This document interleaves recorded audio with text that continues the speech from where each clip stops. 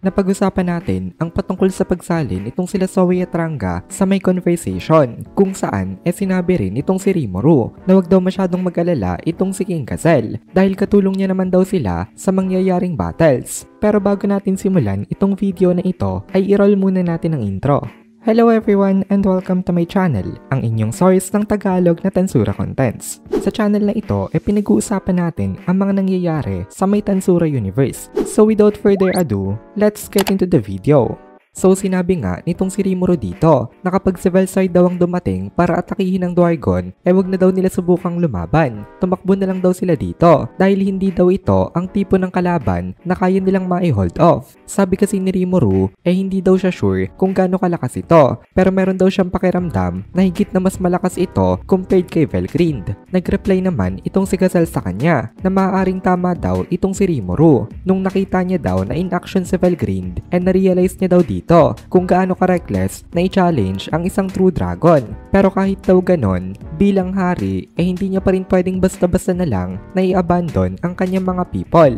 Kaya sabi ni Rimuru in that case daw manalangin na lang daw sila na hindi si Velside ang dumating sa may Dwargon. Then ibinigay nitong si Rimuru ang personal number niya kay Gazelle. Sabi ni Rimuru kay Gazelle tawagan lang daw siya dito kapag meron ngang nangyari. Ingatan daw nitong si King Gazelle itong phone na nasa kanya dahil kakaunti pa lang daw ang merong ganitong klase ng magical device. Sa tingin naman daw nitong si Rimuru hindi naman talaga priority target ang Dwargon, kaya wala naman talaga silang dapat na problemahin dito. Then dito na natapos ang kanilang usapan, pero nagstay pa itong si Rimuru sa may Dwargon ng ilan pang mga araw at after nun pumunta naman siya sa may Firmenas Kingdom. Nang nandito naman ngayon itong si Gadra. Siya kasi ang ipinadala dito nitong si Diablo. Nung una tumutulong pa siya kay Testarossa sa pagmamanage sa may Eastern Empire. Pabalik-balik siya from Empire to Firmenas, pero ngayon pinag-focus na lang siya sa may Firmenas nitong si Rimuru. Pagkadating dito nitong si Rimuru marami siyang nakitang pagbabago. Ngayon daw mas lively na itong country na ito.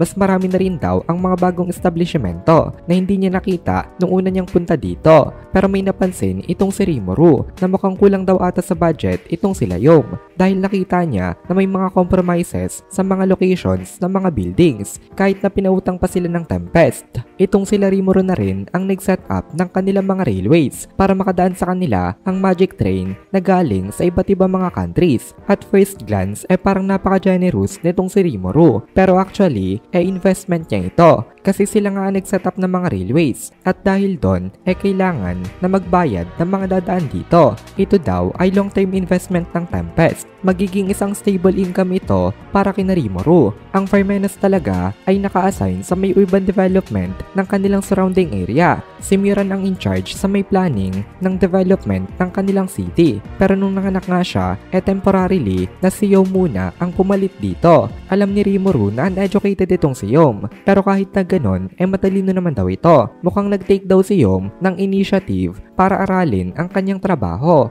At dahil dito naging proper replacement siya nitong si Muran bilang in charge sa may development ng city. Pero nagkaroon sila ng isang malaking problema kasi nung naka-recover na si Muran nahirapan na siya na i-lead ang kanilang mga nobles at ang kanilang mga officials. Isa sa mga dahilan dito dahil nga sa medyo kahirapan. Kaya ang ginawa nitong si Rimuru pinautang niya uli ang Firmenas at mababa lang ang inilagay niya na interest rate dito. So bakit nilagyan pa nitong si Rimuru ng tubo? Ito ay dahil hindi pwede na umutang sila ng libre kasi magkakaroon ng malaking utang na loob ang kanilang country. At kapag malaki ang utang na loob mo hindi na kayo halos pwede na ma-consider na equal dahil magkakaroon ng upper footing yung nagpautang na country. Kaya as much as possible ayaw ito nitong si Rimuru na mangyari. Usually carriage dapat ang sasakyan nitong sila Rimuru habang ine-escort ng kanyang mga officials. Kaso lang emergency kasi ito kaya directly na agad itong si Rimuru na nag-teleport sa may gate ng Firmenas at kinontak na lang nitong si Rimuru itong si Gadra na magdala sa gate ng isang carriage para dito na lang sila sasakay papunta sa may castle. At dumating na nga itong carriage nitong si Gadra. Pagkadating nito dito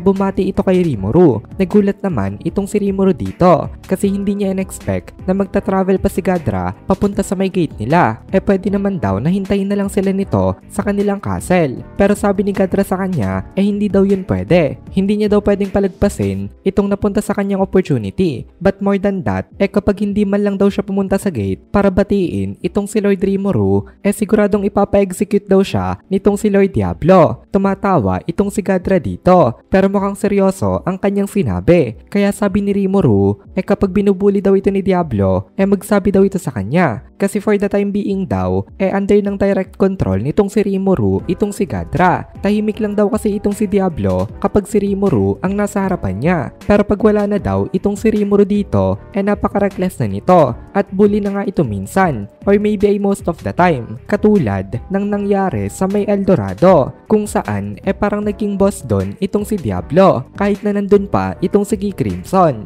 Naisip ni Rimuru na kung sa ibang country naman, medyo tolerable pa ito. Pero natatakot daw siya na baka maging sa Tempest, mambuli na rin itong si Diablo. Baka bulihin niya na rin ang kanyang mga kasama. Pero tumawa lang dito itong si Gadra. At sabi ni Gadra kay Rimuru, wala naman daw problema. Okay lang kay Gadra kahit na maigpit pa itong si Diablo sa kanya. Kasi naniniwala itong si Gadra, kapag walang hardship ay wala ring matututunan na knowledge. Kaya hindi na inipursu nitong si Rimuru itong topic na ito. At hinayaan niya na lang itong si Gadra kung ano ang gusto niyang mangyari. At dito na muna natin tatapusin itong video na ito. Kung nagugustuhan mo itong mga videos natin, ay please consider joining the membership para mapanood mo na agad ang mga kasunod na part dahil palaging advance ang ating mga members. Also, ay please consider leaving a like at mag-comment ka na din para ma-boost naman tayo ng algorithm.